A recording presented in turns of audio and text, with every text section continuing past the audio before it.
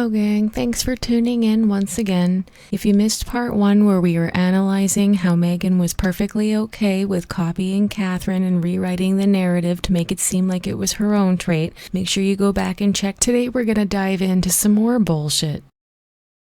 So beautiful. Oh, I wasn't expecting that one. Not a single tear. She is wiping completely dry eyes, hoping that they will water. We spend so much of our life trying to prove something. You do, Meghan. You spend so much of your life trying to prove something with your shows, your podcasts, your newspaper, and internet clapbacks. Now she's using her friend's show as a platform to answer her critics. I don't need to prove to you why that's your loss. Because I know that I'm a great friend. And I know the kind of mom I am. I know the kind of human being I am. See, this is her way of saying to her critics and us plebs on the internet who dare criticize her that she doesn't care what we think anymore. And she's not going to bother. Yeah, even on the hard days. In my life, I have so many friends of all different faiths. When she's not smiling and nodding in agreement to everything Meghan says, she sets her up for easy questions that make her look good. I was like, so I want to ask you this question because your trust is such a sacred thing. Anybody's trust is a sacred thing. So why did you say yes to doing the show? Oh, come on, Jamie, you can't be that daft. She's using you for the connections and to try to clear her name and make herself look better in the media. Let's let them see us. Yeah. See our friendship. Jamie talks about how what it means to be a true friend is to show up authentically, whatever that means. I wouldn't know between the two of them because nothing about this is authentic, as Meghan and her continue on about being allegedly barefaced and no makeup, and congratulating each other on their amazingness. I think I've seen a lot of things in my life. I have never seen anything like what you go through on a daily basis. I know. Oh my God, Meghan, get over it. You don't even have it that bad. I have never seen anything like it. I know. I think what's so beautiful is when people connect, who are listening or watching, connect with the truth, and they'll know it's true in their soul when they hear and listen to this, and that's what I think is so special. And so I love that, and I appreciate it because, if This is the part of the interview where Meghan and Jamie together commiserate on the tribulations and the difficulties of navigating media and internet scrutiny and how it's just not true and it's just not fair. Jamie recollects on an incident where apparently it was in the news or the internet somewhere that her and Meghan had a fight, and her aunt had to call in and check on her to make sure that she was okay. And none of it was true. This alleged fight had never happened, but that her aunt was so worried about her because she knows how important her friendship with Meghan is. We are talking about women in their late 40s, early 50s. That's a big old age to need your relatives to actually phone in and check on you, so I'm not buying it. But this is exactly what Meghan needed her to say. It's perfect. I can't decipher what's real or what's not. Yes. And I think it's really hard for people to understand that, even in this day and age, that things can be printed that just aren't true. I think that's really hard to wrap your head around, especially the volume that it happens when it comes to me. Meghan loves to victimize herself in this, but to be fair, she is spoken about on the internet by her critics on the daily a lot, but she's really not in the news that much anymore. A lot of paparazzi and various magazine articles have lost interest in her. Whether it's good or bad news, you know she just loves the attention. wins, which is really exciting, but you've been working so hard. Now, this is the part of the interview where Jamie kisses her ass about what a hard worker she You've is. been working so hard for so long, and all of a sudden it's all coming, like everything is blossoming right now. Yes, well, the overnight success story.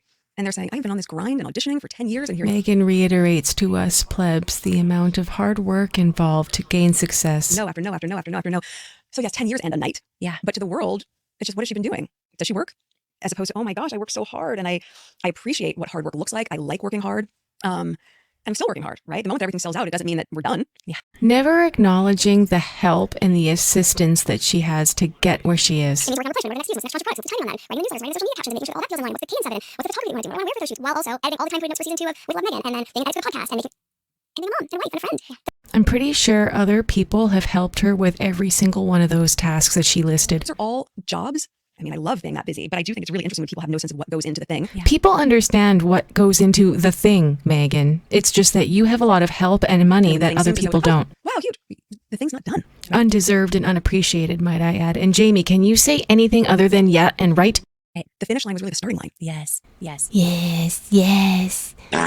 You think that she would actually have more to contribute to this?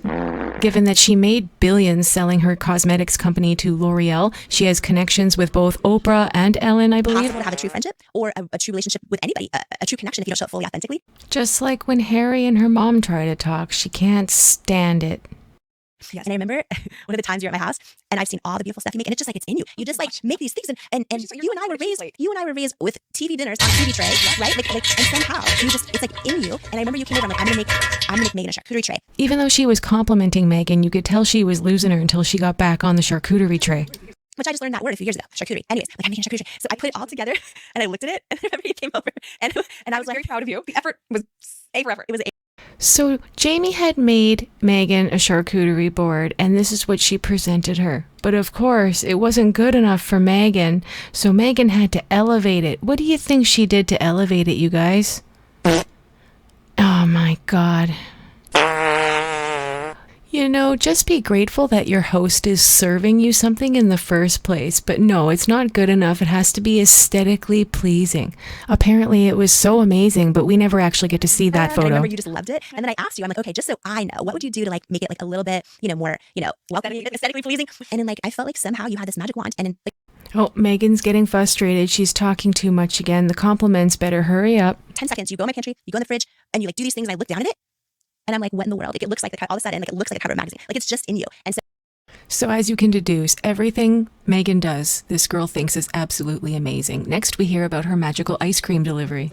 Speak of strawberries, when I was like super stressed out one time, I had in-laws and all these people visiting. You had a very full house. Very full house. And all of a sudden I get word that, Drop something all off. of a sudden you Megan starts to slip here. She can't handle it. She starts cutting in and interjecting and answering the story for her. dropped off this gift basket with ice creams, homemade strawberry sauce to put on top of the ice cream, just to see if that helps. 2 pints of ice cream from the Duchess. Wow, what a life-saving gift. Imagine that she didn't have the housekeeping or the servants to take the gift into the kitchen that day, and it's just ice cream just melting on her front porch in the sun. And she gets home and it's just these melted tubs of vanilla ice cream and warm jam. Gee, thanks, Meghan. That really helps. Knowing how to do all these things, like, is it a passion you've studied hard for, or is it just sort of like this innate talent?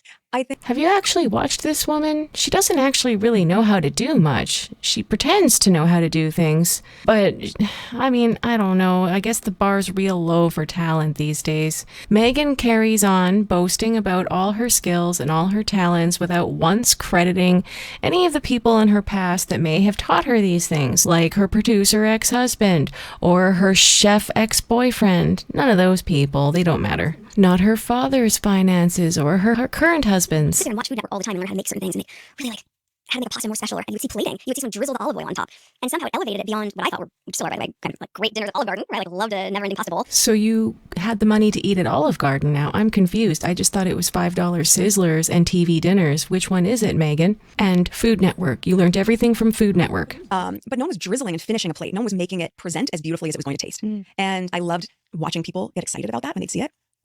And I guess it translates into a lot of different things, but it's attention to detail. Oh, so much to dissect right there, what she just said. I'm not a psychologist, so I don't have the grounds to analyze what she was saying about feeding off pleasing people, but we all know she's a type A narcissist, and attention to detail, Meghan, really? You want to go down that road? And what does attention to detail for me mean? Not ironing your clothes. It's kind of rooted in what people's experience it is going to be. So it makes them happy to receive it. It makes me happier to give it to them. Ho, ho, ho, guys, you heard it right from the horse's mouth, straight from the horse's mouth. Meghan's a giver. She likes to give, so I bet you Harry likes to receive. Came over, sat in the rocking chairs, and I was like, sorry, H. I was like crying. I had no makeup on my bright red rosacea, and I was like, She's obsessed about talking about having no makeup on. And she admits that she has rosacea, which I can see a slight amount on her face right now, which she would have cover up on, a light amount to cover that up. Is this how base we've become, that this is all we have to talk about as women? your close friends and family, so many of them call you M and Harry H. Yes. How did that start? Jamie, if you knew her better, you would know she doesn't have any close friends or family anymore. Just their new friends that she's made in Montecito, hobnobbing and kissing ass with people like you. At the beginning of us dating, when everything was in code. Code, yeah. Like, people didn't Code, right? That's why you were wearing H&M jewelry and low-key trying to like show it off to everyone, the paparazzi and Instagram. Jamie was asking about Meghan and Harry's relationship, why they call each other H&M, and she asks if they're still as in love as they were when they first met. Meghan says they are, but I mean, we seen the way Harry was with her at Invictus. I don't buy it. You are such a big proponent of women, of female founders. Yes. For my birthday, you shared this incredible handbag by this amazing company. You recently wore a Valencia key bracelet. I resent that. If Meghan was such a big proponent of women, perhaps she wouldn't have bullied her niece at her wedding. Perhaps she wouldn't have terrorized female staff that work for her over the many, many years that she has had employees. Perhaps she wouldn't have made her sister-in-law, Catherine, cry. Perhaps she wouldn't have, disowned and isolated her half-sister. Perhaps she wouldn't have disrespected late Queen Elizabeth II in her final years close to her death, heartlessly. After everything that she had done for her. There are a lot of examples of her not being a proponent of women. Furthermore, that bag that she was toting around, it turns out that those women get paid cents for the bags that they get sold for thousands of dollars. That is not showing that she is a huge advocate of women. I know that Jamie has, made her own billions, so sharks be sharks. Am I right? And in that, allow other people's voices to be heard. Yeah. But don't pretend to sit there and be some journalist when you're not asking any heavy-hitting logical questions or getting any truth bombs out of this platform that you have through this friendship. So hard on. And your husband just shared publicly for the first time. He said, I'm so happy for my wife and fully support absolutely everything she's done and continues to do. When did you say that? Harry's fake letter doesn't interest me at all. He just lost his court case. He needs money. This week. It's everywhere in the press. Yeah, it's beautiful. But how does it? So okay, so you don't know this. Okay, so you're hearing this for the first time. That's sweet. See, Jamie is looking at this through rose-colored glasses. She has a biased skew of who Meghan is. Meghan is taking full advantage of this woman because she is wealthy, because she has status. She is carefully curating her image. That man loves me so much. I love how it's that H loves her so much, not that they love each other. And look what we built. We built a beautiful life, and we have 2 healthy, beautiful children. And and I always think about it like the end of Super Mario Brothers when you get to the final level. What's the goal? So aside from the few mask slips, because Meghan simply can't help herself, Jamie won't see her bad sides. Slay the dragon, save the princess. Meghan being such a frickin' poser right now, talking about Mario like she knows anything, calling Bowser a dragon. This irritated me so much that I actually had to look it up and find out, is Bowser actually a dragon? Because I thought he was a turtle, but one could consider him a dragon, I guess. Are we to infer that Mario is Harry and she is Peach? That's my husband. He's just out there just constant. Like he's just going to do whatever he can to make sure that our family is safe and protected and we're uplifted and still make time for date nights. Are you in love now more than ever? More than you've ever been? Yeah, I mean, you have to imagine. She's been shopping around for a divorce book, so one wouldn't assume so. At the beginning, everyone is like butterflies. And then we immediately went into the trenches together. Yeah. Right out of the gate, like 6 months into dating. Are you saying serving in the royal family is the same thing as fighting in the trenches like in World War I, you oaf? You didn't even do full 2 years.